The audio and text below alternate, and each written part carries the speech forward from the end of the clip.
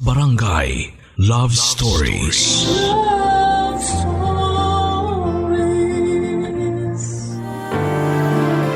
Ang tunay na pagmamahal ay walang pinipili.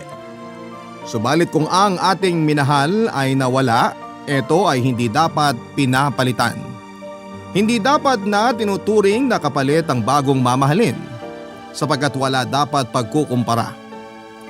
Ikaw, kabarangay, naranasan mo na bang maging kapalit sa nawalang minamahal ng iba?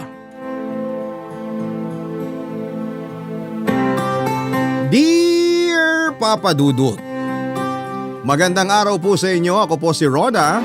Ang aking ikukwento ay nangyari lamang po halos kamakailan lamang.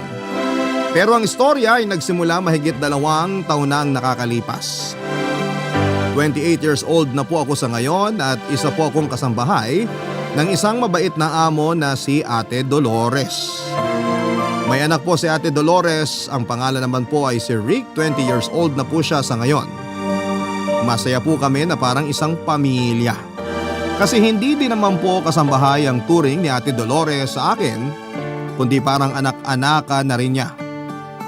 Nang magkasakit po si Ate Dolores ay doon namin nalaman na may anak pala siya sa una niyang nakarelasyon. May naging anak siya na pinangalanan niyang Ethan. Hindi niya daw ito nakita matapos niyang ipanganak, kung bakit po ay mamaya ko na ikukwento.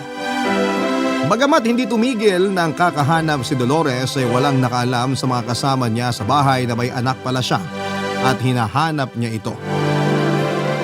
Alam namin at alam din ni Ate Dolores ang tungkol sa sakit niya at handa na siya sa mga mangyayari. Pero bago daw mangyari yon ay kinausap niya si Rick na magbabaka sakali at subukang hanapin si Ethan. Kaya dahil sa kahilingan ni Ate Dolores ay ginawa ni Rick ang lahat ng magagawa niya para mahanap si Ethan bago man lang malagutan ng hininga si Ate Dolores.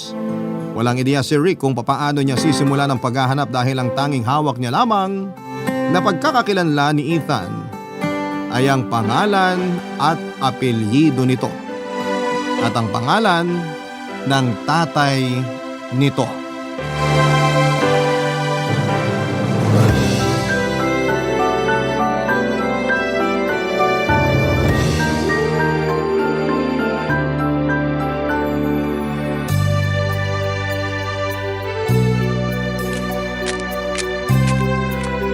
Rick, Oh, Rona. Kumusta si Mama? nagpapahinga na. Mabuti naman. Ano bang iniisip mo?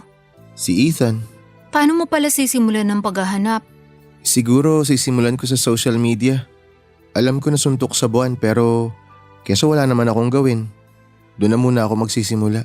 Sigurado may litrato ang mga account. At siguro naman, may makikitang pagkakahawig kay Ate Dolores si Ethan. Kung mahirap, siguro bumasi ka na lang sa lukso ng dugo. Ha?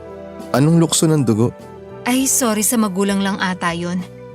Pag naramdaman nila na anak nila ang isang bata, Basta, gagawin ko lahat ng paraan para kay Mama. ano daw ba ang sabi ng doktor? Ganun pa rin. Pero kahit na nagbibigay sila ng taning, hindi pa rin ako nawawalan ng pag-asa. Ipinagpapasa Diyos ko na lang lahat. Kung ano man na maging pasya niya, tatanggapin ko.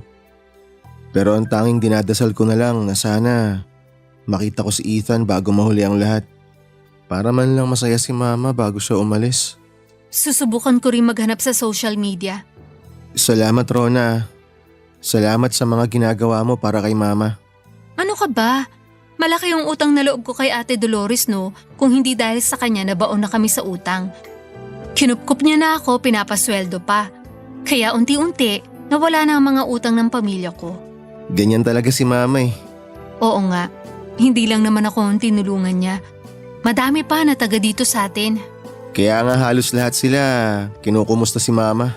Tsaka lagi siyang dinadalaw. Kasi nga binabalik lang sa kanya lahat ng kabutihan niya. Uy, tahan na. May iyak na rin ako niyan dahil sa'yo eh. Mahal na mahal ko si Mama. Alam ko.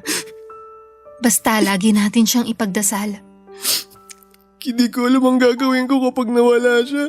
Ano ka ba? Lakasan mo nga ang loob mo. Mamaya malaman ni Ate Dolores na ganyan ka. Sasama ang loob nun. Natatakot ako na mawala si Mama, Rona. Shh. Tahan na. Baka madinig ka ni ate. Basta habang nandyan siya, paligayahin natin siya.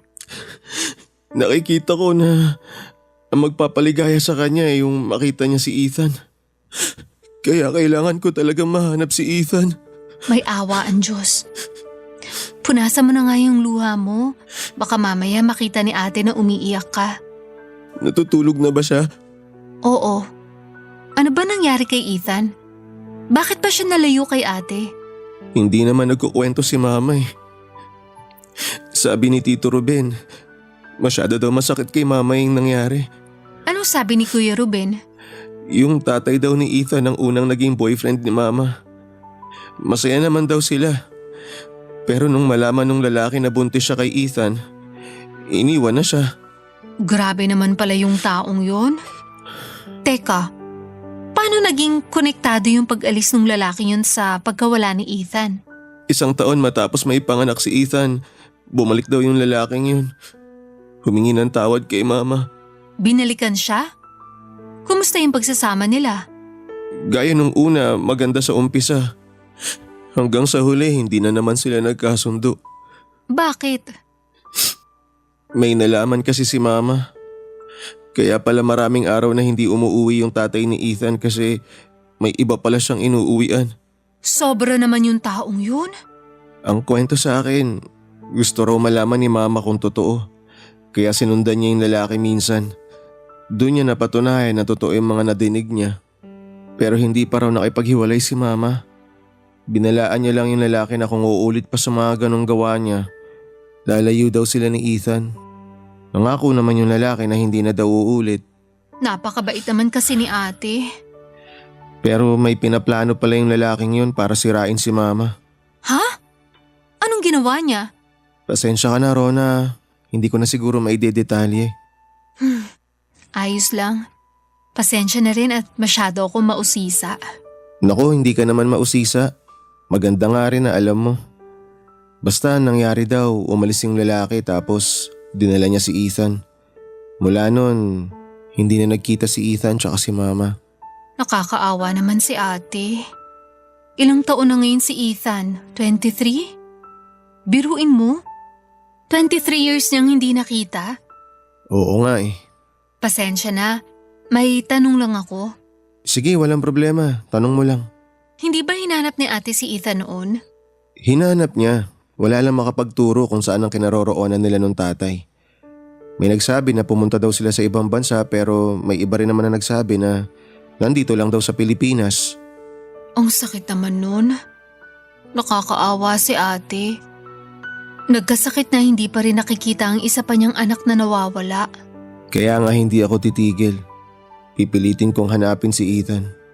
Isang tanong pa ha. Sige lang. Huwag ka sana magalit. Sige, hindi ako magagalit. Ano ba yun? Hindi mo ba naisip noon na hanapin ang kapatid mo? Nito ko lang kasi nalaman lahat kaya ngayon lang ako nagsimula maghanap. Ha? Hindi sinabi ni ate sa'yo tungkol doon? Hindi. Pasensya ka na sa tanong ko ha. Okay lang yun. Pero ang ipinapangako ko talaga, kahit anong mangyari, gagawin ko ang lahat para mahanap si Ethan.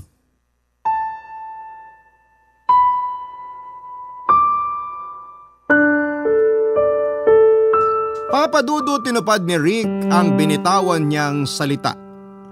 Hindi siya tumigil sa kakahanap sa lahat ng social media ng anumang impormasyon na mahahanap niya.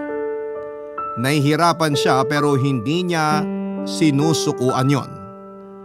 Araw-araw naming nakikita na pahina ng pahina si Ate Dolores. Kaya lalo kaming nagdoble kayod sa paghahanap. Lahat din ng nasa probinsya namin ay pinagtanungan namin na baka may malaman silang kamag-anak ng tatay ni Ethan. Pero mailapang impormasyon.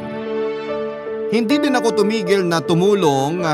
Hindi ko na trabaho ang maghanap kay Ethan pero dahil din sa utang na loob at pagmamahal ko kay Ate Dolores ay tumulong ako, Papa Dudut.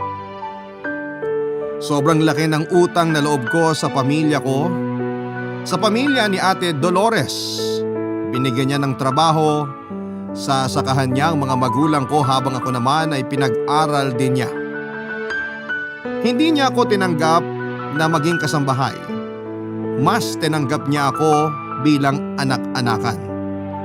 Kaya sobrang gusto kong makatulong sa paghahanap, Papa Dudut.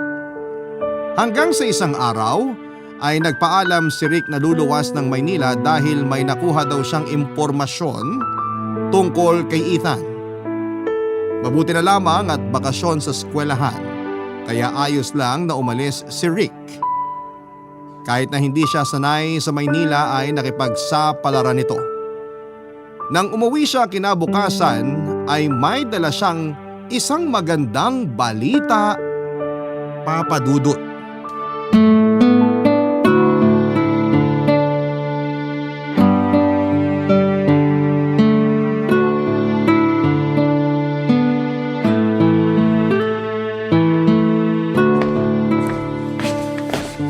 Rona, Rick, kumusta ang lakad mo? maupo muna tayo. Napagod ako eh. Ay, sorry. Oh, anong balita? Magandang balita. Ano, nakita mo na si Ethan? Hindi pa. Ha? Ano ang magandang balita? May nahanap akong kamag-anak niya. Pinangako sa akin ng kamag-anak na sasabihin daw niya kay Ethan. Binigay ko nga tong address dito sa bahay. Ganun ba? Oh, bakit parang hindi ka natuwa?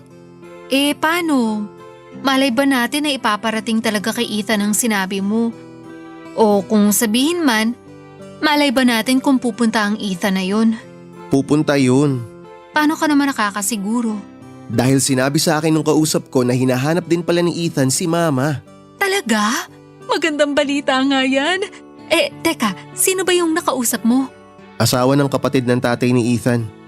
Wala na pala yung tatay ni Ethan, ilang taon na rin. Mabuti naman at hinahanap din pala ni Ethan si Ate Dolores. Si Mama nga pala, kumusta? Natutulog uli siya ngayon. Pero ganun pa rin ang lagay niya, wala pa rin pagbabago. Ay, sana maabutan pa ni Ethan si Mama. Wala bang sinabi yung nakausap mo kung kailan niya masasabi? Nag-message agad siya kagabi nung kausap ko siya. Pero ayaw niyang ako mag-message kay Ethan kasi sabi niya hindi raw pinapansin ni Ethan yung message kapag hindi niya kilala yung nagpadala. Sana nga pumunta siya agad. Tao po! Oh, may tao sa labas. Lika Rona, buksan natin yung pinto. Sino yan? Teka, ikaw yung nakasabay ko sa bus kanina. Ako nga. Sa Maynila pa lang nakita na kita. Anong maipaglilingkod namin sa'yo? May hinahanap akong address. Eto oh. Ay, dito yan! Sino bang hinahanap mo? May nagpunta sa tita ko. May binigay na impormasyon tungkol kay Dolores. Ethan? Bakit kilala mo ako? Ako yung nagpunta sa tita mo. Ay, salamat sa Diyos! Nandito ka na! Ako nga pala si Rona at siya si Rick ang Halika Ethan, sasamahan kita. Sandali, dito ba siya nakatira? Pwede ba munang malaman kung anong nangyari sa kanya? Nagkaroon siya ng cancer. Hindi namin alam kung hanggang kailan na lang siya. Ayos ka lang ba? Gusto mo ba ng tubig? Hindi na, salamat. Pwede bang maupo muna? Ay, pasensya na. Maupo ka muna. Sigurado ka bang ayos ka lang? Oo, Mabuti nakapunta ka agad. nung nag-message si tita kagabi, nag-ayos na agad ako ng gamit. Matagal ko na siyang hinahanap. Matagal ka na rin niyang hinahanap. Sigurado ka bang hinanap niya ako? Oo. Mula nun hindi siya tumigil. Hindi nga namin alam kung sino ang hinahanap niya at kung bakit niya hinahanap. Hanggang sabihin niya na lang nung hindi niya na kaya maghanap dahil nanghihina na siya. Hinanap niya ako? Bakit di niya ako nahanap? Ang liit-liit lang naman ng Pilipinas. Hinanap ka niya talaga. Kung ano-ano lang kasi ang binigay sa kanyang impormasyon kaya medyo gumulo. May nagsabi pa nga sa kanya na ng ibang bansa raw kayo. Pero kahit ganun, hindi siya tumigil sa paghahanap sa'yo. May nakakatawa ba? Nakakatawa ang kwento niyo. Halika na Ethan. Sasamahan kita sa kanya.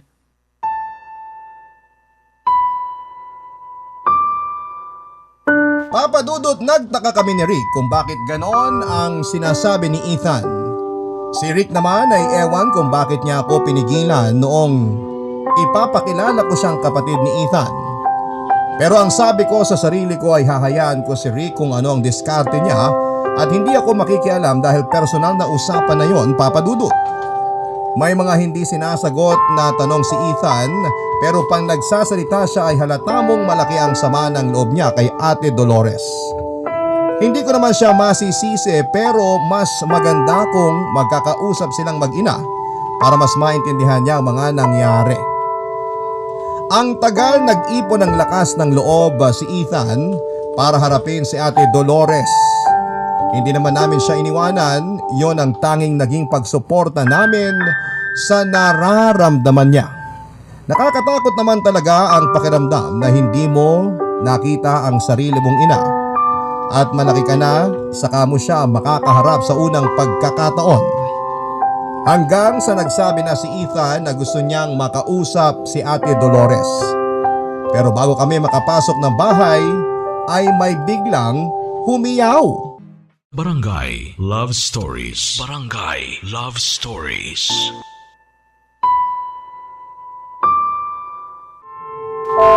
Papa Dudut, nagulat kami sa sigaw ni Manang Ising. Kaya napatakbo kami papasok at naiwan namin si Ethan na sumunod na lamang. Pagpasok namin sa kwarto ni Ate Dolores ay wala na itong buhay. Una, hindi makapaniwala si Rick pero nang mahimasmasan siya na wala nang ang buhay ang mama niya ay bigla itong humagulhol. Saka palang nakapasok sa kwarto si Ethan at nakita niya kung paano tumangi si Rick na takang-taka siya.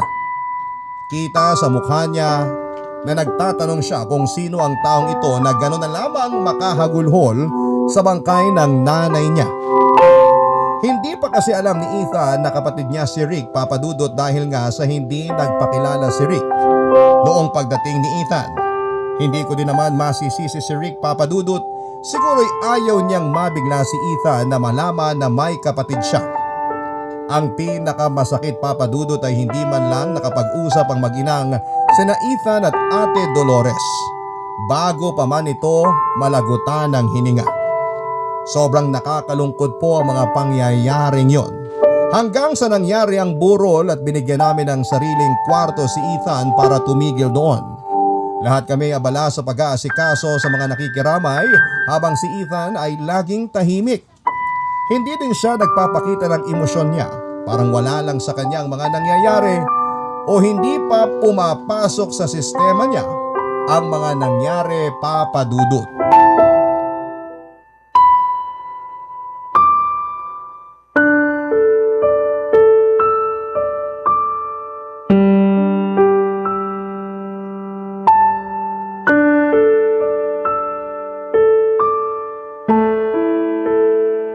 Ethan, Bakit? heto, dinalhan kita ng kape. Ayoko.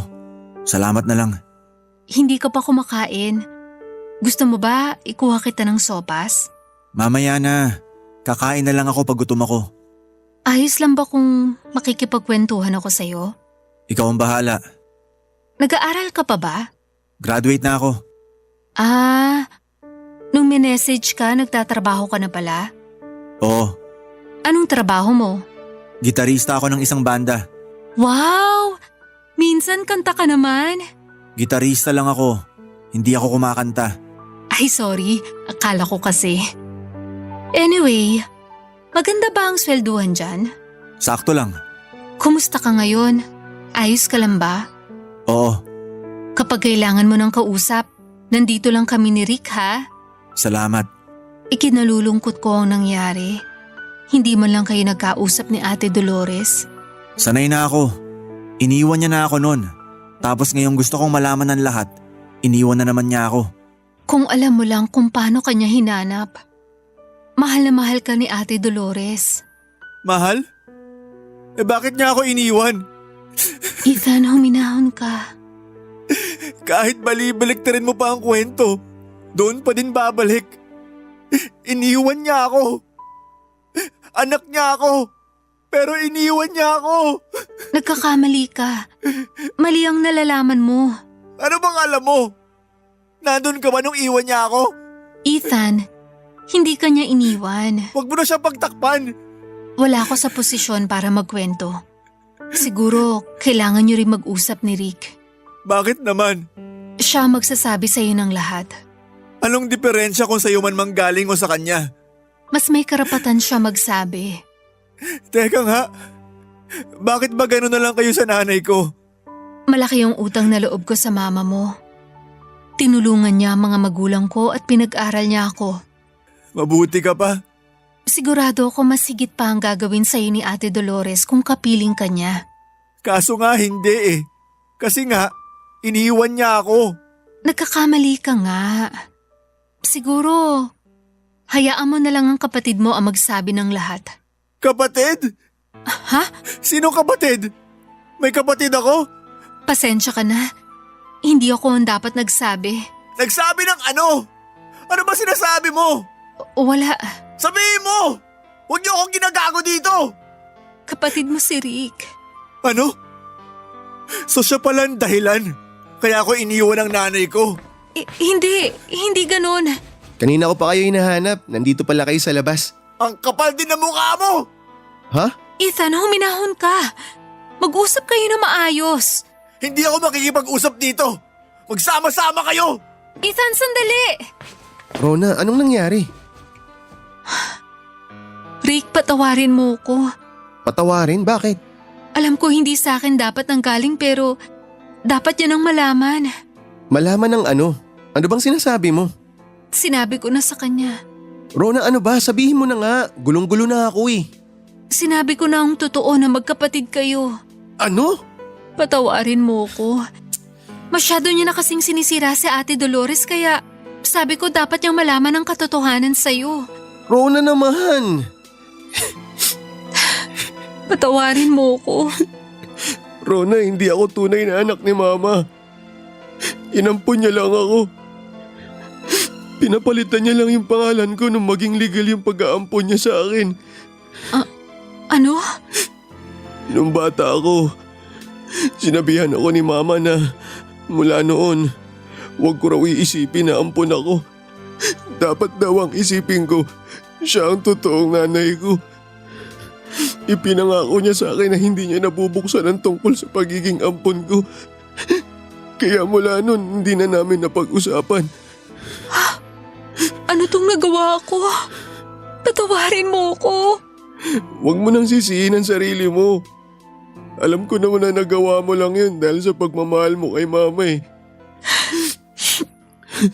Ate, patawad sa nagawa ko. Mula ng gabing yon ay hindi na pinansin ni Ethan si Rick. Lagi niya itong iniiwasan hanggang sa mailibing si Ate Dolores. Aalis na sana si Ethan pero sinabihan siya ng mga kamag-anak ni Ate Dolores na tumigil muna sa bahay dahil may babasahin daw ang abogado na mga habilin ni Ate Dolores. Kahit ayaw ni Ethan ay may respeto pa din naman siya sa mga kamag-anak niya. Noon pa lang niya na nakikita. Nakipag-usap sa lahat ng nandun si Ethan maliban kay Rick. Papadudot na gulat din ako sa mga sinabi ni Rick na inampun lang pala siya ni ate. Pero ayoko na pong sa akin na naman manggaling yun. Pag-aksidente ko namang masabi kay Ethan ang lahat. Kaya pinilit kong manahimik at hahayaan na lamang si Rick na magsabi ng lahat kay Ethan, papadudot. Kaya naman pinilit kong manahimik at subukang ipagkatiwala kay Ethan ang lahat. Pero paano mangyayari yun kung hindi siya kinakausap ni Ethan? Siguro'y panahon na lamang ang makapagsasabi. Isang gabi ay umalis si Ethan at wala pa siyang masyadong alam sa lugar namin. Kaya naman sinabihan ko si Rick at ang ginawa naman ni Rick ay sinundan si Ethan. Pero hindi siya nagpakita dahil sigurado naman na iiwasan siya nito.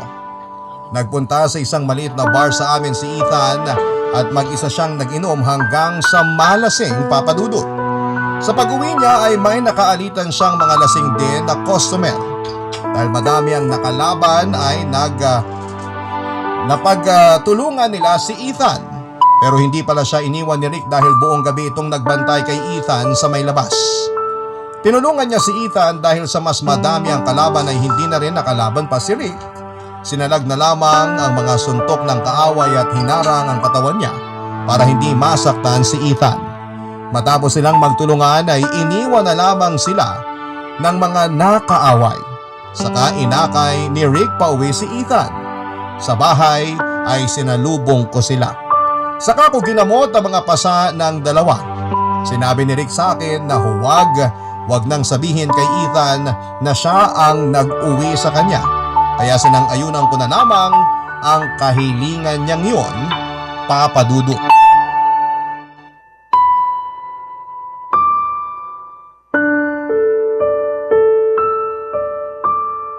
Aray! Ay, sorry. Ang sakit! Sorry. Ano bang nangyari? Hindi mo matandaan? Hindi. Naglasing ka kagabi. Naalala ko yun. Ano nangyari sa akin? May mga nakaaway ka. Ha? Sino? Mga dayo. Nakilala na sila. Pwede tayong pumunta sa presinto mamaya para magsampa ng reklamo. Ha? Huwag na. Hayaan na lang natin. Pero sinaktan ka nila. Baka may kasalanan din ako. Hindi ko matandaan dahil nalasing na nga ako. Baka katapusan ako pa pala ang dapat ireklamo. Sigurado ka? Oo. Iwas na lang sa gulo. Iwas sa gulo, ayan na nga. Sinuong mo ang gulo. Mabuti may tumulong sa'yo. Sino? Ha? Hindi nakilala eh. Kung sino man siya, salamat sa kanya. Aray! Ay, sorry. Kailangan nating linisin para hindi ma-impeksyon. Malaki ba ang sugat? Maliit pero malalim ang sugat. Hindi naman siguro to pepeklat. Pero baka hindi na tumubo yung kilay na nadaanan ng sugat. Talaga ba? Huwag ka na kasing makikipag-away. Hindi ko nga matandaan ang nangyari. Umiinom ka rin ba sa Maynila? Oo. Sa bar madalas ang gig namin kaya napapainom. Napapaaway ka ba dun? Hindi pa, kahit kailan. So hindi ka pala away kundi yung mga lokong yon. Kaya ireklamo na natin sa presinto. Wag na nga, hayaan mo na. Tuloy. Rick, Magandang umaga, Rona. Dinalhan ko si Ethan ng almusal. Ethan, para sa ito, para hindi ka na tumayo.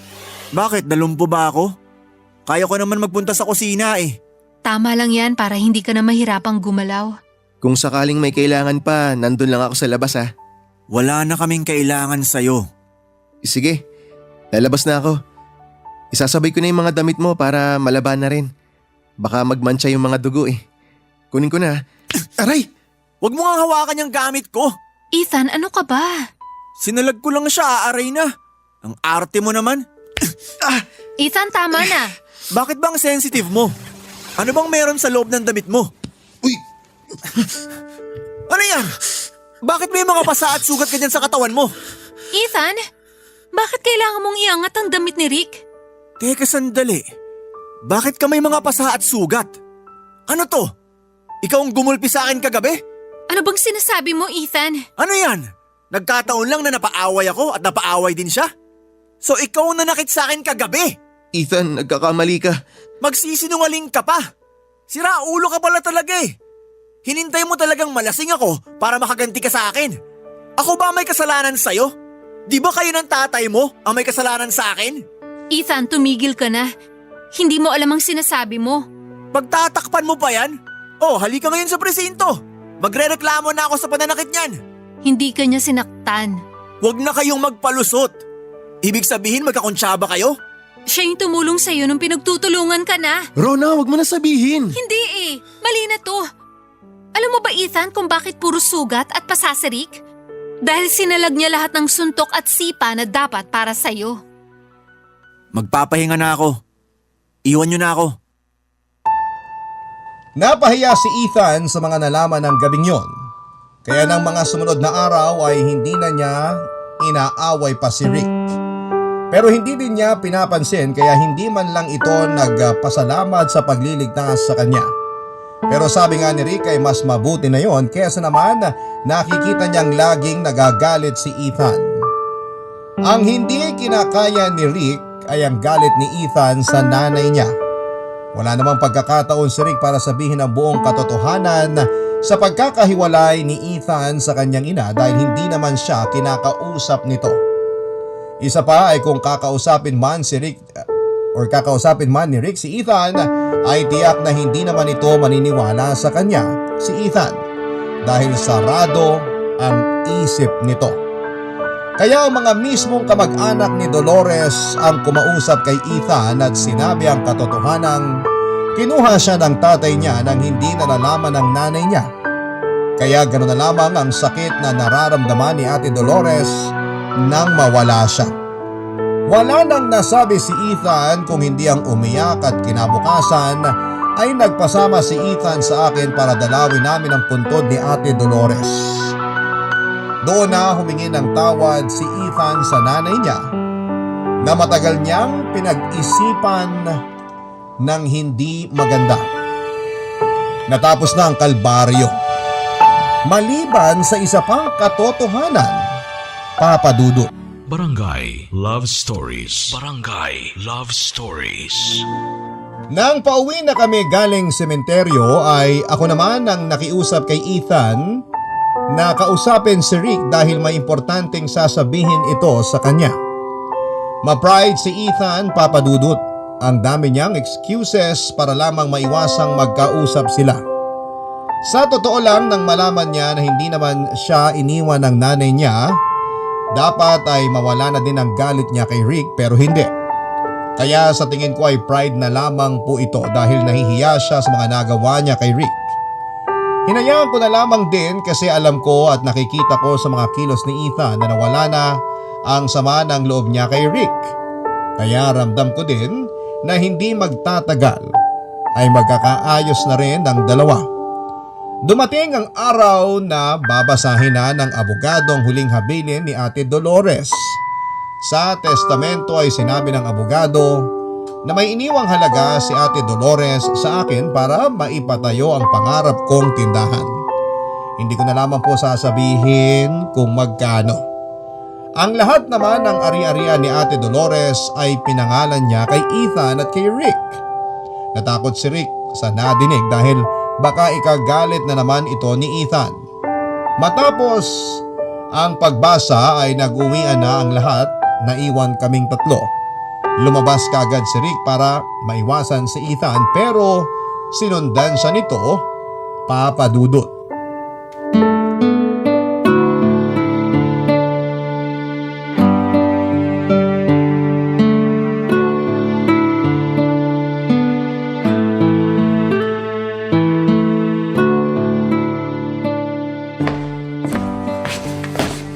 Ethan, Pwede bang maupo? oo naman. Ethan, sorry. Sige, mauna ka na. Ikaw nang mauna. Ethan, hindi ko naman hiningi yung mga ibinigay ni Mama eh. Kapag ipinaayos yung mga papel tungkol sa pag-aari ni Mama, hindi ko na lang ipapalagay ang pangalan ko. Ha? Bakit? Para sa'yo lang naman talaga dapat lahat ng mga naipundar ni Mama. Ano bang sinasabi mo? May karapatan ka din doon. Kung ako ang tatanungin, wala akong karapatan sa kahit na ano. Ha? Bakit mo naman sinasabi yan? Teka, mabuti pa magsimula muna tayo sa simula. Una, patawarin mo ako sa mga nasabi ko sa'yo at salamat sa lahat ng mga nagawa mo sa akin. Wala na yun. Kalimutan mo na yun. Hindi biro magpagulpi para lang sa taong umaaway sa'yo. Napaka-selfish ko. Sorry talaga. Kaya nga sabi ko kalimutan mo na. Wala na sa akin lahat yun. Pinapatawad mo na rin ba ako? Oo, pinapatawad na kita. Ako rin, sana patawarin mo. Oh, saan naman? Sa lahat ng mga maling nagawa ko sa'yo. Wala kang nagawang mali. Ako lahat ang may gawa ng mali. Kaya okay na tayo ha? Oo, okay na tayo. Good. So kalimutan mo na yung sinasabi mo na hindi mo ipapasama ang pangalan mo sa paglilipat ng mga titulo. Pero Ethan, desidido talaga ako na hindi ipasama ang pangalan ko. Para sa'yo talaga lahat ng pag-aari ni Mama. Uy, ano bang sinasabi mo? Ethan, hindi mo ako tunay na kapatid. Inampun lang ako. Kinupkup ako ni mama nung 8 taong gulang pa lang ako. Ulila na ako nun. Sa palengke ako nakatira. Doon ako natutulog. Ang ikinabubuhay ko yung ibinabayad sa akin sa pagbubuhat. Naawa sa akin si mama kasi nakita niya na pinag-aaral ko sarili ko. Libre lang naman yung pinapasukan kong eskwelahan noon, pero yung pang-araw-araw ko tsaka yung mga pambayad sa kailangan sa eskwelahan, kinukuha ko sa kinikita ko. Inampon ako ng legal ni mama at ipinagamit ang apelido niya. Tapos, pinapangako niya ako na kahit kailan, wag ko raw isipin na inampon niya lang ako. Siguro nangungulila si mama noon dahil sa pagkawala mo. Pero ngayon nandito ka na, tama lang na para sa'yo lahat ng pinaghirapan niya. Mama ko, patawarin mo ko. Hindi na nag-asawa si mama mula nung mawala ka. Kaya hindi niya ako anak sa ibang lalaki. Kung kailangan mo tong buong bahay, pwede akong umalis, sabihan mo lang ako. Pero habang nandito ako, tutulong ako kung ano man ang may tutulong ko. Buong buhay kong tatanawin na utang na loob ang ginawa sa akin ni mama. Hindi. Anong hindi? Hindi ka aalis dito. At hindi mo ipapatanggal ang pangalan mo sa mga titulo. Iniwan sa atin ni mama ang lugar na to at ang mga iba pang ari-arian niya. Sa atin. Sa ating dalawa. Kaya yun na yun. Pero Ethan… Please, kung ayaw mo akong makasama, tanggapin mo na lang para kay mama. Hindi naman sa ayaw kitang makasama, pero kasi… Kaya wala na tayong pag-uusapan tungkol dyan. Oh, ngumiti ka naman. Oh, heto. Nagdala ako ng juice. Malapit na maluto ang tanghalian. Salamat, Rona. Kumusta? Kumusta sino? Kayo. Kanina ko pa kayo tinitingnan na nag-uusap. Napakaseryoso niyo eh. Hindi naman seryoso yung pinag-uusapan namin. Nako, ayan na naman siya oh. Naglilihim na naman. Si Rona yan. Pwede mong sabihin ang totoo. Oo nga, pero kahit hindi mo naman sabihin, malalaman ko pa rin naman yan. Alam mo naman na yun. Manghuhula na ako ngayon? Yung kung sino ako sa buhay ni mama. Yun ba? Oo, alam ko na yan. Pero hindi ko sinabi kay Ethan yon ha? Oo, alam ko. Magaling maglihim tong si Rona eh. Nako, hindi rin. Madalas nadudulas yan eh. Sobra ka naman sa akin. Biro lang. Nako! Rona, close na tayo, di ba? Kaya sabihin mo na din ang ibang lihim nito ni Rick. Ha? Wala na ako ibang nililihim. Eh bakit parang nagulat ka sa tanong ko? Hindi naman ako nagulat. Sige na nga. Biro lang naman yun eh. Pero tandaan mo to, Rick. Babawi ako sa mga mali ko sa'yo dati. Teka lang, bakit sa kanya lang? May mali ka din naman sa akin dati ah. Papa Dudut, masaya ako at naging maayos ang lahat kina Rick at Ethan. Sigurado din ako na noong araw na yon ay nakangiti si Ate Dolores sa amin. Pero hindi ko alam kung nagbibiro nga si Ethan o nahalata niya talaga na nabigla si Rick nang sabihin sabihan ako ni Ethan na sabihin ko daw ang ibang lihim ni Rick.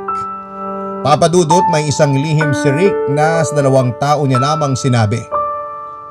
Isa na nga po ako at ang mama niya.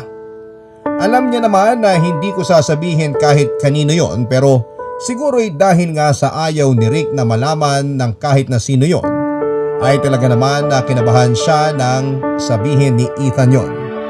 Naging totoo naman si Ethan sa pinangako niya at naging sobrang malapit sila ni Rick sa isa't isa. At lahat ng tulong at suportang mabibigay niya kay Rick ay ginawa niya. Halos hindi na po sila naghihiwalay. Pero kahit na ganoon ay parang balisa pa rin si Rick sa bawat nangyayaring pagbabago sa aming lahat sa bahay. Ganun pa man, Papa Dudut, ay pinipilit ni Rick na maging parang dati pa din ang lahat. Kaya walang nagbago sa aming dalawa. Ganun pa din kaming maglambingan. Dahil na din sa iyon sa tagal na naming magkasama sa bahay ay talaga namang para na din kaming magkapatid. Hanggang isang araw ay nahulog ako sa tinutuntungan kong silya. To the rescue kaagad si Rick. Agad siyang tumakbo at tinulungan ako. Hindi ko kinayang maglakad kaya kinailangan akong buhatin ni Rick para ipasok sa bahay.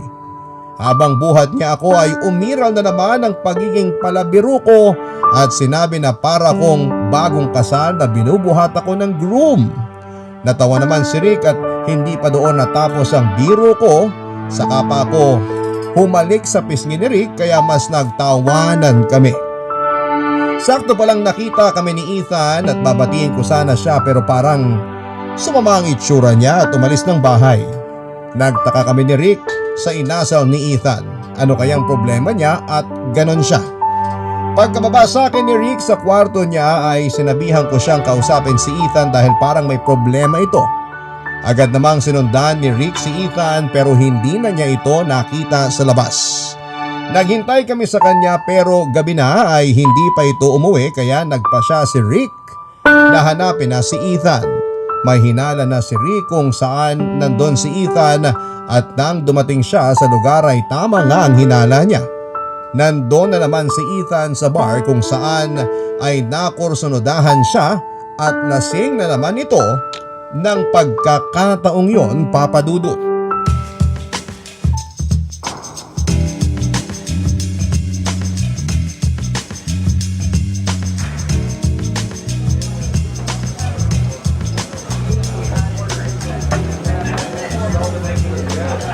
Tara na, Ethan.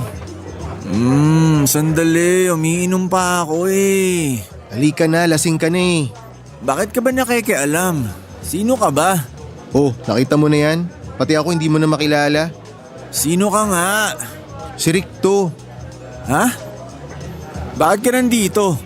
Halika na dun sa bahay, dun tayo mag-usap. Akain na kita. Oh, pumayo ka na. Ayan. Umiinom pa ako. Wala nang paglalagyan ng alak, puno ka na. Hindi pa ako nagbabayad. Binayaran ko na. Sigurado ka? Makakalabas ba naman tayo ng bar kung hindi ka pa bayad? Bakit mo binayaran? Siyempre, para makaalis na tayo. May pera naman ako eh. Alam ko naman na may pera ka. Sandali. Babayaran kita. Wag na, ano ka ba? Hindi. Ako lang uminom eh. Kung uminom ka din, ayos lang na ikaw ang magbayad. Wala namang kaso yun eh. Anong wala? Meron. O siya, meron na akong meron. Kaya magbabayad ako. Sandali. Dudukot ako ng pera. Sa bahay ka na magbayad. Teka nga sandali, umawa ka sa akin, baka matumba ka. Maghintay tayo dito ng tricycle. Uupo ako. Saan ka uupo?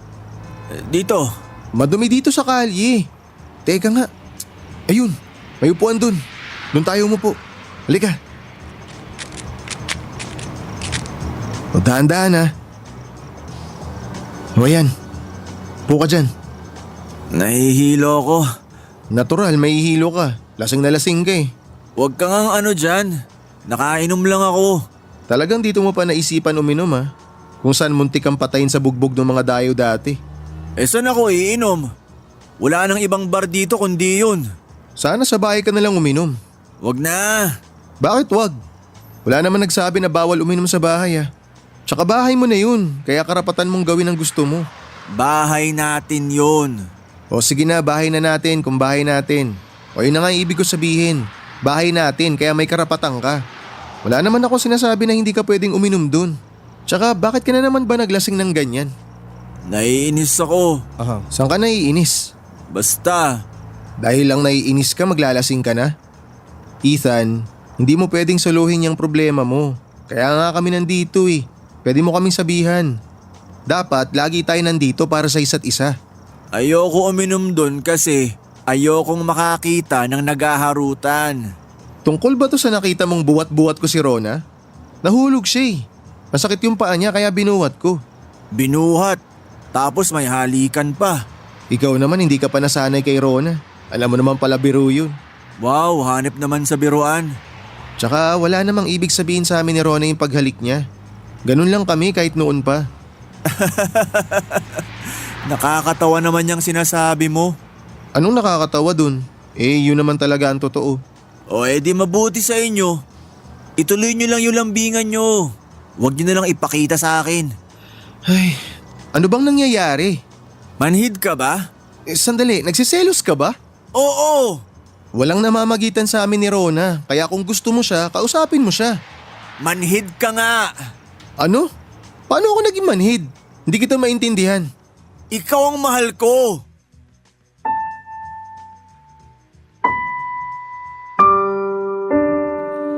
Papa Dudut, hindi inilihim ni Rick sa akin ang mga nangyari ng gabing yon. Ikinuwento niya na may napakahabang katahimikan ang nangyari nang sabihin ni Ethan ang salitang si Rick ang mahal niya.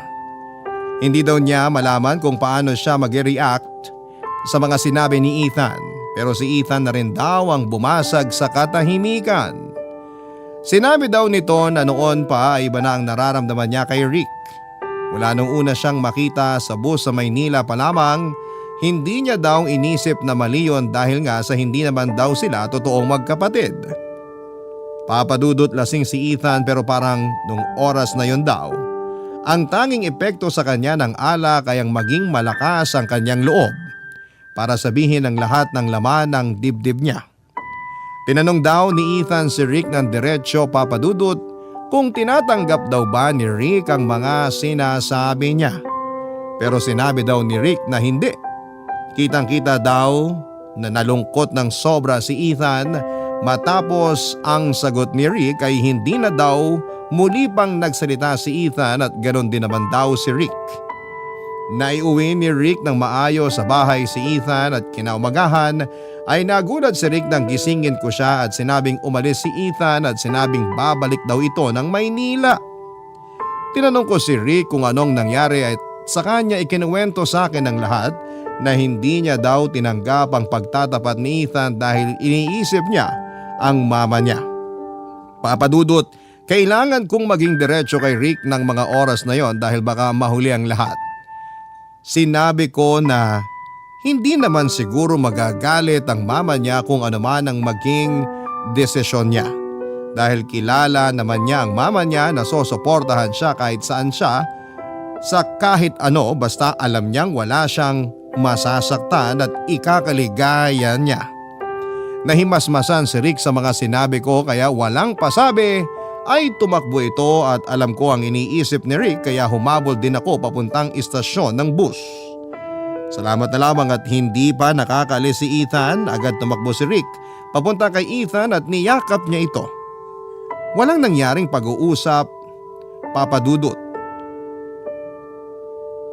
Ay nagkaintindihan ang dalawa dahil sa mahigpit na yakap na yon. Sa ngayon ay masaya kaming namumuhay sa probinsya, magkasama pa din kaming tatlo. Iyahabol ko lang po Papadudot, total nilabas na ni Rick ang totoo ay pwede ko nang ikwento na yun ang lihim na ipinagkatiwala niya sa amin ng mama niya. Nang dumalaw kami sa puntod ni Ate Dolores ay nagpasalamat sina Rick at Ethan sa mama nila dahil siya ang dahilan at naghatid sa kanilang dalawa para sila magkatagpo. Siyempre, pinagpasalamat din nila kay Ate Dolores na nakilala din nila ako, ang common best friend ng dalawa. Maraming salamat po sa pagbasa ng aking kwento, pati na rin po sa inyong mga tagapakinig, Papadudot. Ang inyong forever kapuso at kabarangay, Rona.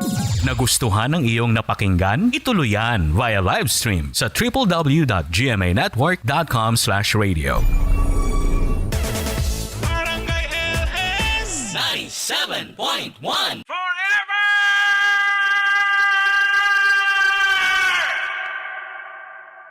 Ang mga kwento ng pag-ibig, kwento ng buhay at kwento ng pag-asa dito sa Barangay Love Stories. Love Stories. Ang pagiging magulang ay isang panghabang buhay na tungkulin. At kahit na tumanda na ang mga anak natin ay hindi pa rin pwedeng mawala ang pagiging magulang natin sa kanila. Ikaw kabarangay, anong klaseng magulang ka sa iyong mga anak? Dear Papadudot, magandang araw po sa inyo at sa mga masusugid ninyong tagapakinig. Ako po si Limuel, 35 years old at isa sa mga libo-libo ninyong kabarangay dito sa Caloocan. Netong taong ko lamang nadiskubre ang Barangay Love Stories noong minsang nakapakinig ako ng isa sa mga kwento ninyo na umere habang nasa taxi ako pauwi sa amin. Matapos isang araw ay naisipan ko magpadala ng sulat sa inyong istasyon upang ibahagi ang istorya ng pag-iibigan namin ni Stella. Bale, nagkakilala kami noong nasa high school pa lamang kami. Pareho kasi kami ng organisasyon na sinalihan at yon ang naging daan upang maging malapit ang loob namin sa isa't isa. Mataas ang pangarap ni Stella sa buhay, Papa Dudut. Gusto niyang kumuha ng kurso sa pag-aabogasya. Kaya lang merong nangyari bago pa man din kami makapagtapos.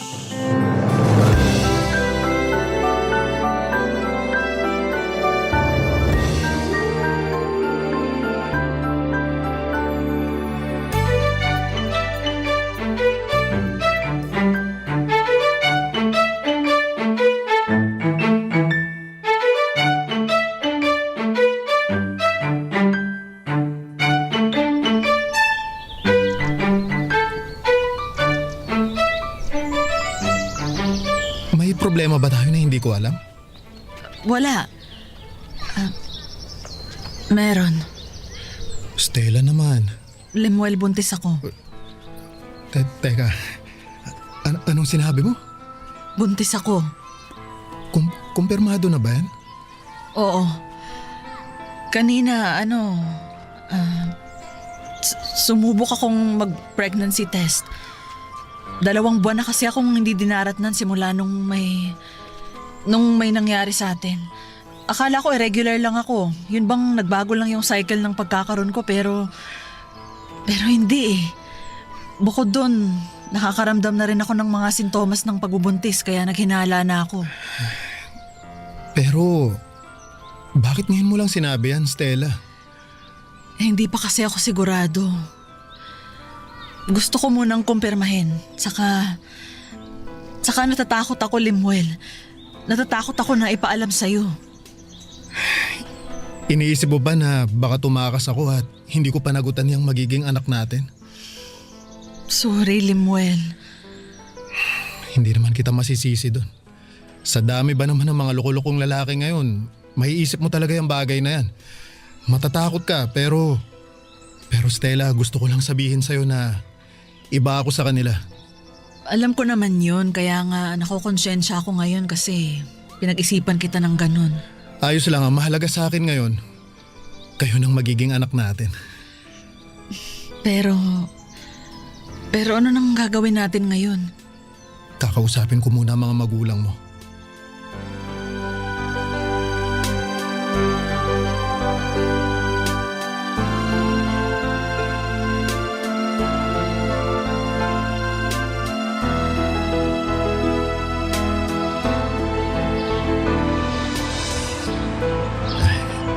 Tito, tita, pinapangako ko po na pananagutan ko ang inyong anak.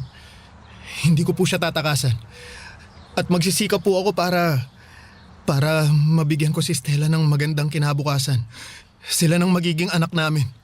Napag-usapan po namin ni Lemuel na hihinto muna kami pareho sa pag-aaral. Ako para matutukan ng pagbubuntis ko tapos si Lemuel maghahanap naman po siya ng trabaho. Opo, tama po si Stella. At may plano ka pa bang bumalik sa pag-aaral pagkapanganak mo, anak? Opo, Ma. Sana gustuhin mo pa kasi mahirap maging nanay. Baka nga maubos lang ang oras mo sa pag-aalaga sa anak ninyo. At sana kayanin mo rin, Lemuel. Dahil hindi biro ang maging padre de pamilya. Mahirap magtaguyod ng anak at asawa lalo na sa edad nyong yan.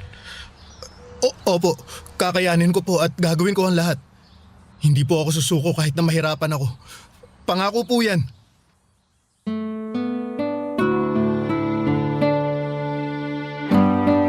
Papadudot, pinangatawanan ko ang pinangako ko sa mga magulang ni Stella.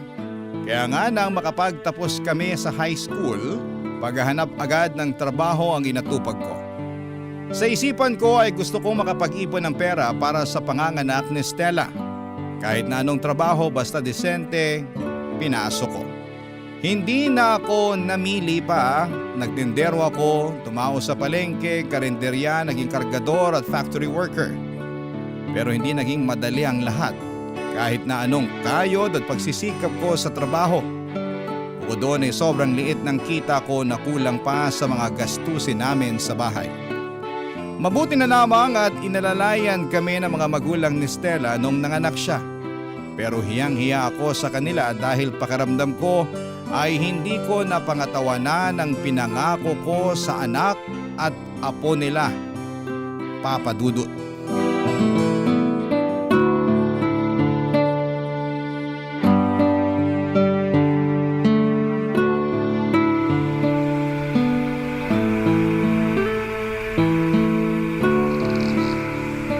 Mahal, pwede bang mag-usap tayo? Oo naman. Tungkol saan ba yung pag-uusapan natin? Tungkol sa atin. Ang totoo, nahihiya na ako sa mga magulang mo kasi hanggang ngayon, eto, nakikitara pa rin tayo dito sa bahay nila. Bakit ka naman mahihiya? Nag-aabot ka naman ng ambag para sa mga bayarin dito sa bahay. Oo, pero pakiramdam ko kulang pa rin yun. At madalas, sila ang sumasalo ng mga gastusin. Buti nga, mababait yung mga magulang mo kahit kailan. Hindi ako nakarinig ng reklamo sa kanila. Tapos, mahal na mahal pa nila yung anak natin kaya malaki talaga ang pasasalamat ko sa kanila. Pero syempre naman, iba pa rin kapag nakabukod na tayo. Pangarap ko sa inyo yan ang anak natin eh. Pangarap ko rin naman yan, pero sa ngayon, alam ko na hindi pa natin kaya. Oo nga eh. Salit ba naman ang kinikita ko? Madalas, sapat lang at kung minsan, kulang pa nga para sa atin. Tapos lumalaki na rin yung anak natin. Napag-isip-isip ko na hindi pwedeng habang buhay na ganito ako. Ano bang sinasabi mo? Anong ganyan ka lang? Na mababa ang kinikita. Paano ko na lang matutupad yung pinangako ko sa mga magulang mo nun kung hanggang ngayon iipon sa bangko wala pa tayo. Natupad mo naman ang mga pangako mo sa kanila. Tinaguyod mo nga kami ng anak natin, oh. At nagsisikap ka. Oo, pero nakukulangan pa rin ako eh. Mahal, ano bang ibig mong sabihin? May gusto ka bang tumbukin sa usapan nating to, ha? Oo, Stella, meron. Kung ganon, sabihin mo na. Pangako, makikinig ako. Ganito kasi, inalok ako ng kaibigan ko na magtrabaho sa ibang bansa. Gusto ko sanang subukan para makapag-ipon tayo ng pera para sa kinabukasan ng pamilya natin. Saang bansa ba yan, mahal? Sa Saudi sana. Hindi ba mapanganib dun? Kahit saan naman mapanganib basta dodoblehin na lang ang ingat. Pero paano kami ng anak mo? Mapapalayo ka sa amin, Limuel. Oo, alam ko, Stella. Ayaw ko rin naman na umalis, kaya lang kung mananatili ako dito sa Pilipinas, lalong babagal ang pag-asenso natin. Sa liit ng kinikita ko rito, di tayo agad makakapag-ipon para sa pag-aaral ng anak natin. Ayoko naman na iaasa pa rin sa mga magulang mo ang bagay na yun, mahal, grabe yun. Naiintindihan ko naman, pero hindi ko lang din talaga mapigilang matakot para sa kaligtasan mo pagdating mo dun sa Saudi. Pangako, mahal. Lagi ako mag-iingat. Mabilis lang naman yung mga araw eh. Hindi na lang natin mamamalayan na tapos na pala ang kontrata ko doon tapos pauwi na ako sa inyo rito sa Pilipinas. Sana nga. Basta, palagi kang mag-iingat dun at wag mo kaming kalilimutan ng anak mo rito, ha? Oo naman. Kayo talaga ni Maika ang inspirasyon ko at tanging dahilan kaya ako magsasakripisyo. Pangako, babalik ako rito sa atin at pagkatapos, hindi na tayo magkakahiwalay.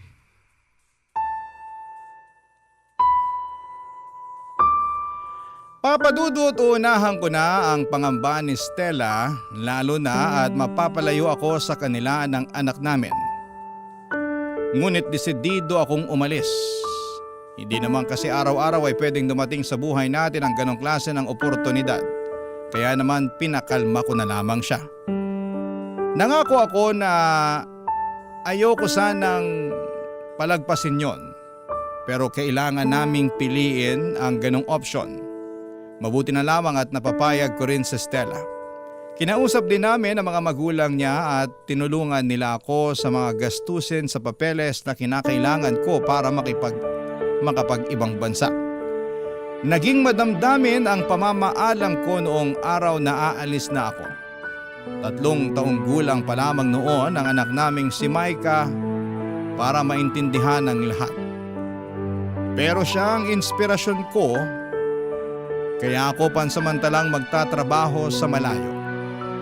Bago ako tuluyang sumakay sa eroplano ay isang mahigpit na yakap at mainit na halik kasama ang pangako nang muli kong pagbabalik ang iniwan ko sa aking pinakamamahal na si Stella at anak naming si Micah, Papa Dudut. Barangay Love Stories. Barangay Love Stories. Papa Dudut, mahirap maging OFW dahil malayo ka sa iyong pamilya. Sobrang miss na miss ko na ang aking mag-ina. Tanging sa cellphone ko lamang sila nakakausap, kaya naman malaking bagay sa akin yon. Gusto kong sulitin ang bawat sandali lalo na at hindi ko pa noon kasamang lumaki ang anak namin. Pakiramdam ko ay marami akong utang at pagkukulang sa kanya. Pero akala ko pagkatapos ng 3 taon na kontrata sa ibang bansa ay makakauwi na ako sa Pilipinas. Pero hindi pa rin pala. Dahil kulang pa ang naipon namin para makapagbukod kami ng bahay ni Estela. Alam ko na gustong-gusto na niya akong pauwiin, ngunit sinabi ko sa kanya na mag-i-extend ako para hindi kami mawalan ng pinagkakakitaan. Kahit ayaw naman ni Estela, mabigat sa loob niya na pumayag pa rin sa gusto kong mangyari. Makalipas nga ang 6 na taon ay umuwi ako sa Pilipinas, pero para sorpresahin ang mag-ina ko. Subalit, ako pala ang masosorpresa.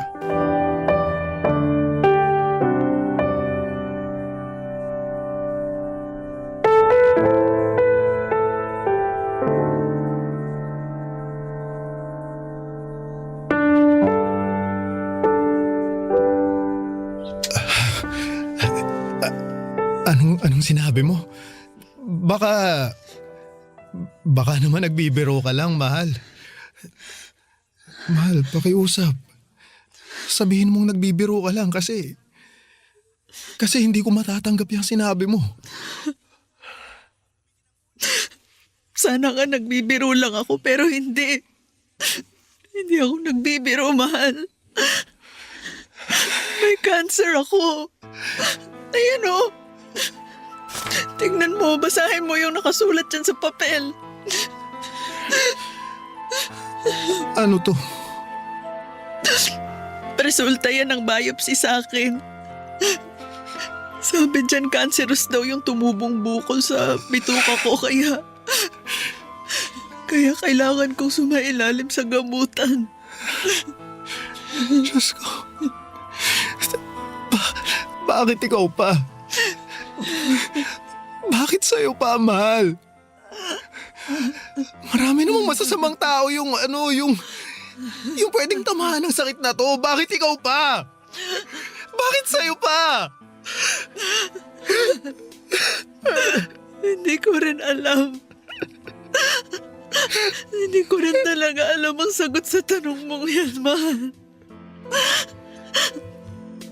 Simula nung malaman ko yung resulta ng pagsusuri sa akin, at hanggang ngayon hindi pa rin ako makapag-isip ng matino. Katulad mo, gulong-gulo yung isip ko. Marami akong tanong sa Diyos, kagaya ng mga tanong mo, pero basta naing sa akin ang matinding takot. Mahal, napakabata pa ng anak natin si Micah para mawalan ng nanay. Hindi mangyayari yun. Hindi mawawalan ng nanay ang anak natin. Hindi. Sana nga hindi. Pero baka nakakalimutan mo, cancer ang kalaban natin. Traidor ang sakit na to at konti lang ang gumagaling dito. Alam ko. Pero kailangan pa rin nating manalig sa Panginoon habang nakikipaglaban sa sakit na yan. Oo. Konti lang ang gumagaling pero meron pa rin gumagaling, mahal. Kaya nga kahit maliit na tsansa lang, Gusto ko ilaban pa rin natin ang pagpapagamot mo. Ha? Ha, mahal? Ayaw ka naming mawala ng anak natin, mahal. Ayoko pa rin namang mawala eh. Marami pa tayong gagawin, di ba? Pag umuwi ka na talaga rito sa atin, pag hindi mo na kailangan bumalik sa ibang bansa para magtrabaho, di ba sabi mo, marami tayong gagawin. Oo, mahal. Marami tayong lugar na pupuntahan kasama yung anak natin. Sabi mo, mahal, mabawi ka pa sa amin ni Micah, di ba? Oo, mahal. Oo. Marami pa tayong gagawin. Kaya nga lumaban ka. Kaya dapat talaga kayanin mo. Huwag kang mag-aalala kasi ako na ang bahala. Ha? Ipapagamot kita. Sisiguraduhin ko na gagaling ka.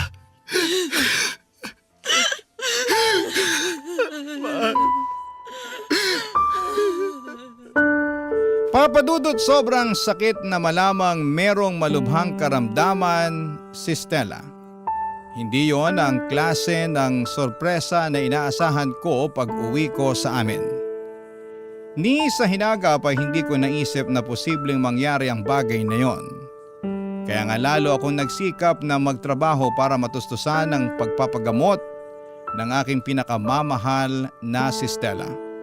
Habang nasa Pilipinas ako ay nagpakasal kami ni Stella sa huwes at kahit na malungkot ang muli naming pagkikita, para sa akin ay pinakamasaya pa ring pangyayari. Ang sa wakas ay napakasalan ko na ang babaeng pinakamamahal ko.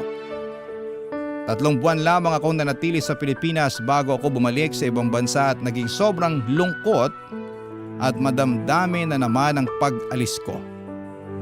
Katulad nung unang beses akong umalis, nangako ako kay Stella na magbabalik ako.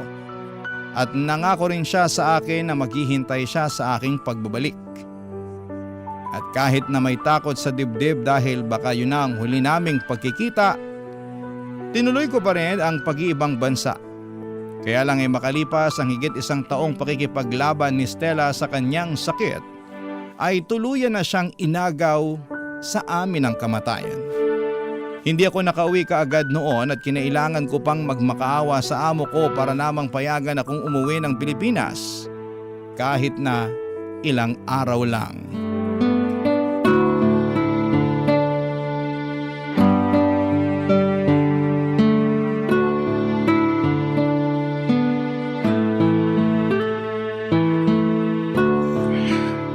Micah, anak, may tampo ka pa rin ba kay Papa? Meron pa po. Hindi pa rin po nawawala eh. Aalis na ako bukas. At baka matagalan pa ulit ang pagkikita natin. Hindi ko kasi sigurado kung papayagan pa ako na makauwi ng amo ko rito sa atin dahil biglaan lang din tong uwi ko nung nalaman ko na wala nang mama mo. Eh bakit po kasi kailangan nyo pang umalis?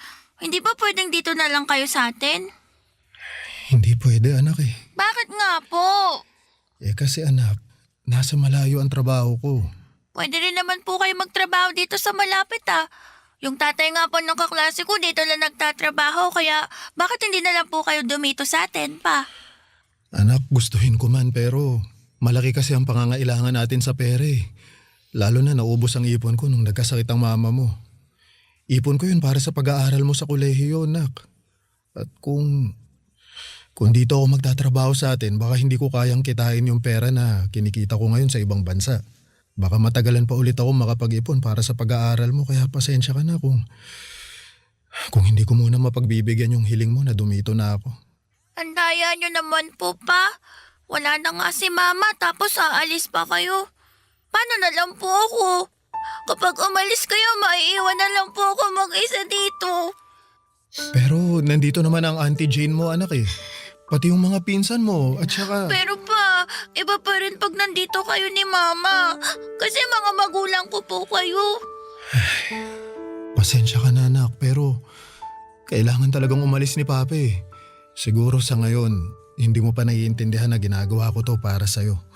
Para sa pamilya natin, pero naniniwala ako na balang araw, mahuunawaan mo rin ang lahat.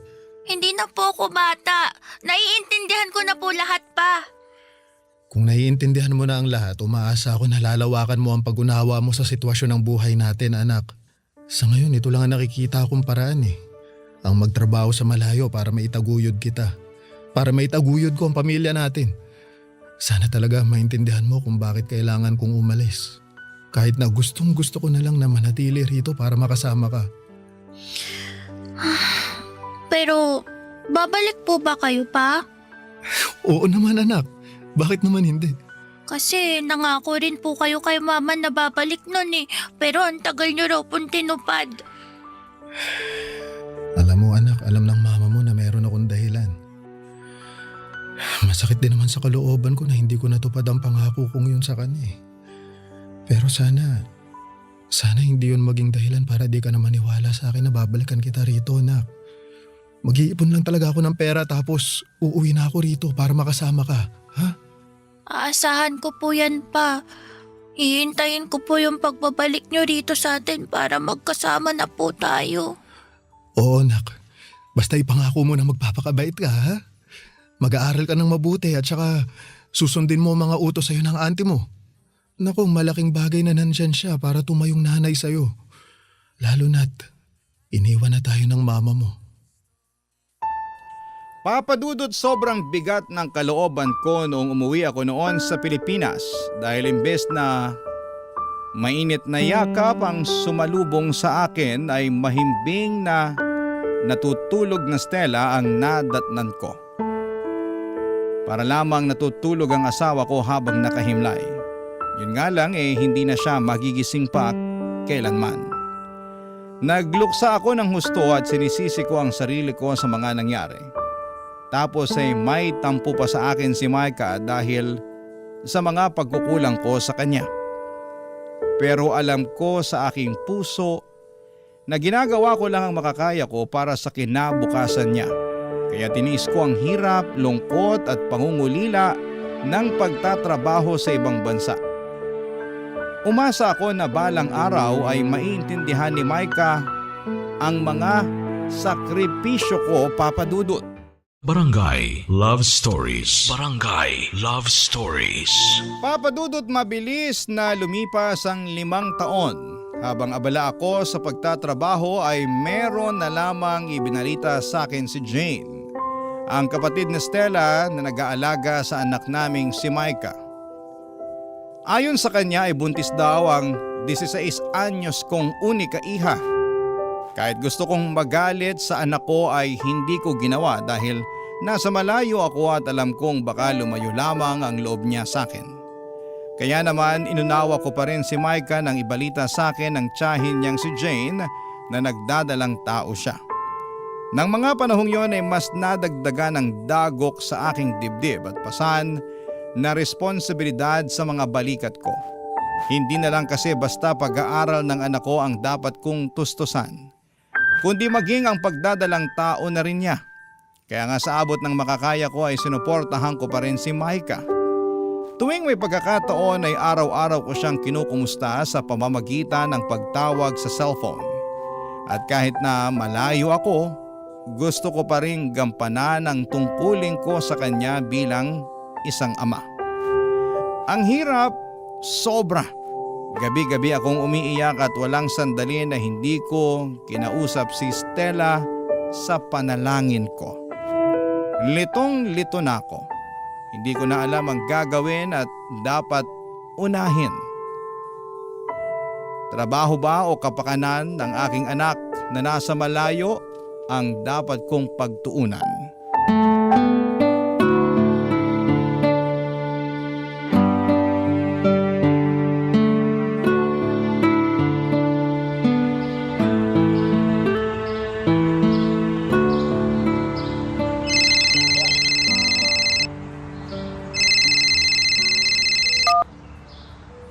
O anak, napatawag ka. Pa, kailan po ba kayo uuwi rito sa atin? Pasensya ka na anak pero hindi ko pa masabi. Hindi ko pa alam kung kailan. Bakit po? Hindi po ba kayo pwedeng magpaalam sa amo nyo? Naku, pag ginawa ko yun baka matanggal na ako sa trabaho. Naghigpit na sila rito. Hindi na pwedeng basta-basta umuwi ang isang trabahante sa bansa nila kung kailan nila gusto. Meron silang patakaran dito na dapat naming sundin. Ganun po ba? Oo na, kaya pasensya ka na talaga. Pasensya ka na kung hindi ko pa kayang pagbigyan yung gusto mo.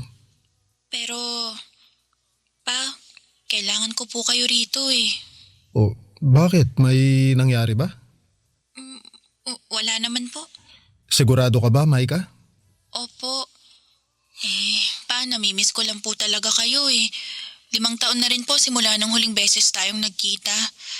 Hindi naman po kayo nakauwi rito sa atin katulad nung pangako nyo sa akin nun, di ba? Pasensya ka na, anak, ha? Mahal niyo pa po ba ako, pa? Oo naman. Bakit mo naman natanong yan? Kasi parang hindi ko maramdaman yung pagmamahal niyo sa akin dahil malayo tayo sa isa't isa. Oo, alam ko naman po na nandyan kayo para magtrabaho pero kailangan ko rin naman ng papa ko lalo na ngayon na nabuntis ako. Hindi kasi ganun kadali ang gusto mong mangyari, anak eh.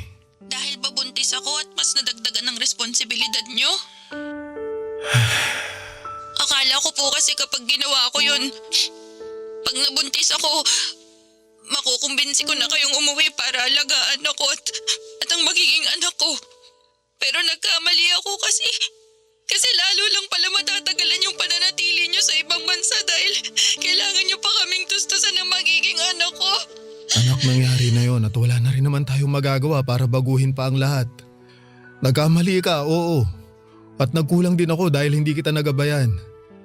Kaya nga ang tanging na lang nating magagawa panindigan yung pagbubuntis mo, anak. Kahit na nangangahulugan pa yun na matatagalan ulit ako sa pagbabalik dyan sa Pilipinas. Kasi ayan, kailangan kong suportahan ang panganganak mo at ang magiging apo ko sa'yo. Sorry po talaga, pa. Sorry kasi naging mapusok ako. Sorry din po kung naging makasarili ako at padalos-dalos sa mga desisyon ko sa buhay. Kala ko lang po kasi yun yung tamang gawin para mapauwi ko na kayo at magkasama na tayo. Pero parang napalala ko palalo yung sitwasyon eh. Akala ko naiintindihan ko na talaga ang lahat kung bakit kailangan niya magtrabaho sa malayo. Pero hindi pa rin po pala. Sorry po talaga, pa. Hayaan mo na, anak. Sigurado ako na kung buhay ang mama mo, mas gugustuhin mo na unawain kita kaysa pagalitan. Ayoko namang makapagsalita sa'yo ng hindi maganda dahil baka maging ugat lang yun ang paglayo ng loob mo sa akin. Kaya ayos lang. Hayaan mo na, anak. Ang mahalaga, meron kang natutunan sa nangyari. Meron nga po at sobrang laking aral po nito para sa akin. Papadudot alam ng Diyos na gustong-gusto ko nang umuwi sa Pilipinas para maalagaan ang aking anak. Pero takot ako na bumalik sa umpisa sakaling hindi ako agad makahanap ng mapagkakakitaan pag uwi ko sa bansa natin. Ayoko na mawalan kami ng pera ni Maika lalo na at kailangan kong pag-ipunan ng panganganak niya. Kaya lang merong nangyari na hindi inaasahan, Papadudot. Pagkatapos kasi ng pag-uusap naming yon ng anak ko ay hindi na ulit ako nakatanggap ng tawag mula sa kanya. Kapag kinukumusta ko siya sa Auntie Jane niya ay sinasabi lang nito na maayos naman daw ang kalagayan ng anak ko. Bukod doon ay dumalas ang pananaginip ko kay Stella. Hindi ko alam kung ano ang kahulugan noon ngunit may isang beses na sinabi niya sa akin sa panaginip ko na kailangan daw ako ng anak namin. Tandang-tanda ko pa na nagising na lamang akong pawisan at kabado. Natakot ako at agad kong naisip si Maika. Doon ako nagdesisyon na umuwi sa Pilipinas nang hindi pinapaalam sa pamilya ng namayapa kong asawa. At tama nga ang kutob ko, hindi maganda ang kalagayan ni Maika. Naabutan ko siyang natutulog sa garahe ng bahay at hindi ko na napigilan pa ang aking matinding galit, Papadudot.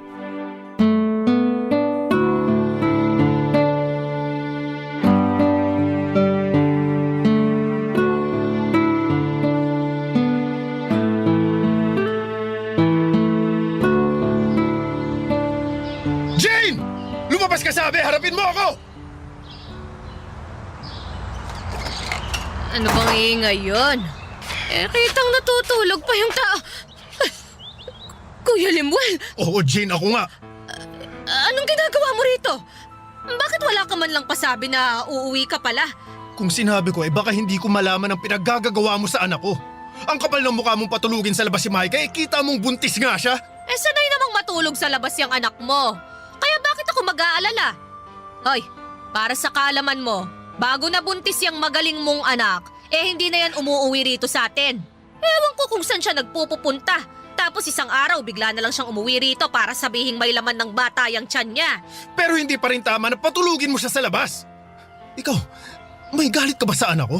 Sabihin mo sa akin ngayon din. Ano? Sumagot ka, Jane. Oo, meron! At hindi lang sa kanya, kundi sa'yo na rin! Sa akin din? Bakit? Anong kasalanan namin sa'yo? Malaki! Malaki, Lemuel!